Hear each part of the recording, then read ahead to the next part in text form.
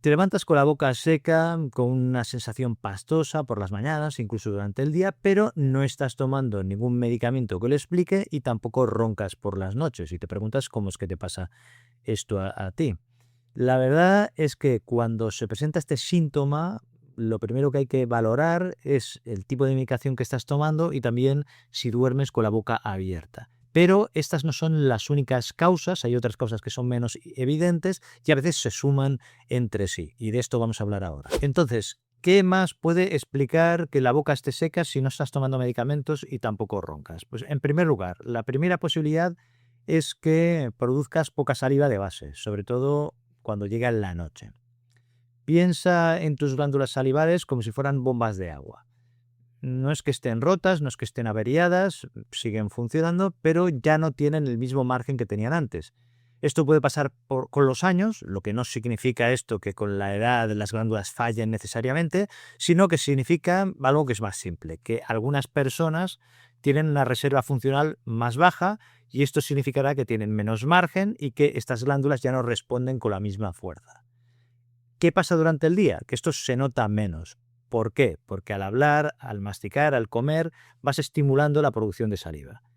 ¿Qué pasa por la noche? Que estos estímulos desaparecen. Y además se suma que por la noche la producción de saliva ya baja de forma natural, que ya lo expliqué. Así que si ya partes de una producción justa de saliva, 6 o 7 horas de sueño bastan para que te despiertes con la boca muy seca. La segunda causa es que no llegues con una buena hidratación a la noche. Y esto aunque no tengas sed. Aquí hay un detalle que es importante también. Y es que con los años, en muchas personas, la sensación de sed se vuelve menos fiable. Y aquí no hace falta que llegues con una gran deshidratación. A veces basta que bebas un poco menos de lo que necesitas de forma mantenida para que ya tengas el problema. Siguiendo con el mismo ejemplo que he puesto antes, si la bomba trabaja con poco margen y además al beber menos el depósito llega medio bajo, pues el problema se notará mucho más al despertar, la boca estará más seca. En tercer lugar, hay una posibilidad que muchas veces se pasa desapercibida, pero que puede ser un reflujo nocturno. Y aquí no estoy hablando solo de un reflujo típico con ardor, que se note mucho.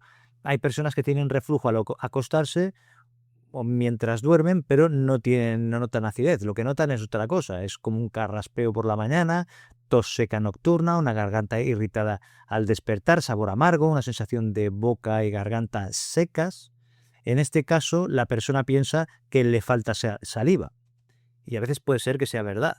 Pero otras veces lo que pasa es que hay una irritación nocturna en la garganta, en la parte alta de la vía aérea, y esto se siente como sequedad sin que lo sea exactamente. Pero cuidado que no siempre hay una única explicación. En muchas personas se suman varias causas a la vez. Lo que hemos comentado, de menos producción basal de saliva, también una hidratación que es insuficiente para las necesidades que tienen, y además que tienen algo de reflujo nocturno. Me preguntarás, ¿pero esto solo pasa a las personas mayores? Yo tengo menos de 50 años, menos de 45. Pues no. Esto puede ser más frecuente con la edad, pero no es exclusivo de personas mayores ni de ancianos. También puede pasar antes.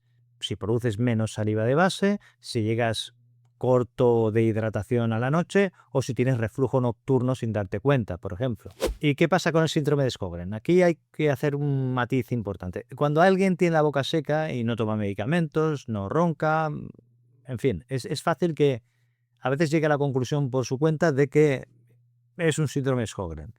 Lo entiendo porque es algo que se busca mucho por internet, parece que es así, pero tenemos que poner orden en esto. El síndrome de Sjögren existe, eso es verdad, hay que conocerlo, no hay que ignorarlo, hay que tenerlo en mente, pero también conviene no autodiagnosticarse por descarte. No se diagnostica solo porque tengas la boca seca, ni porque un día leas los síntomas por internet y te encajen 2 o 3 de los síntomas que lees. El diagnóstico se apoya en el conjunto clínico, los síntomas y los signos que se ven, por una parte, pero también en las pruebas específicas.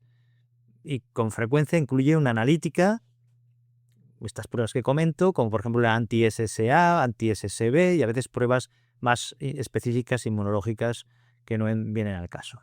Entonces, ¿en qué situaciones convendría pensarlo en serio? Pues cuando la sequedad es muy persistente y no solo al despertar, sino durante el día. Y cuando además hay ojos secos con sensación de arenilla y escozor durante el día. Cuando el problema no mejora, a pesar de corregir las causas más frecuentes que hemos comentado, aquí sí tiene sentido estudiarlo con datos y profundizar. Pero la mayoría de personas con boca seca al despertar, no tienen por qué pensar de entrada que tienen un síndrome de Sjögren. Antes hay que revisar lo más frecuente, lo que se puede corregir con más facilidad, y esto no es quitarle importancia al problema, sino es razonar por orden y razonar bien, con sentido crítico. ¿Qué puedes hacer si sospechas que tu caso de boca seca al despertar va por aquí? Pues, en primer lugar, hidratarte mejor durante el día, en este caso sí que tiene sentido, pero no me refiero a beber mucha agua justo antes de acostarte, porque esto no resuelve el problema y además lo que puede hacer es que te levantes para orinar por la noche varias veces y al final es peor. Me refiero a llegar con una mejor hidratación a la noche, es decir, de forma consciente y distribuida durante todo el día, sobre todo si eres una persona mayor y tu sensación de sed ya no es una guía fiable.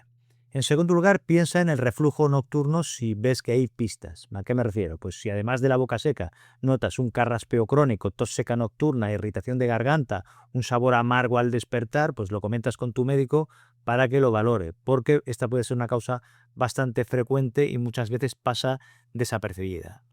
En tercer lugar, no te autodiagnostiques del Sjögren, ¿no? Del síndrome de Sjögren, si tienes sequedad muy exagerada, también ojos secos persistentes, entonces sí que merece estudiarlo, pero con pruebas, no con suposiciones. Y no con búsquedas en internet angustiosas y desesperadas que, en fin. En cuarto lugar, hay una idea que también es importante, que a veces no es una sola causa.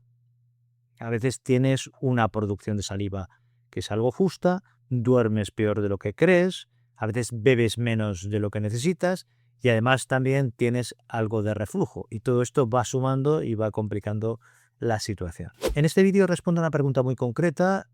¿Por qué puedes tener la boca seca aunque no tomes medicamentos que lo provoquen y no te identifiques con el tema de los ronquidos?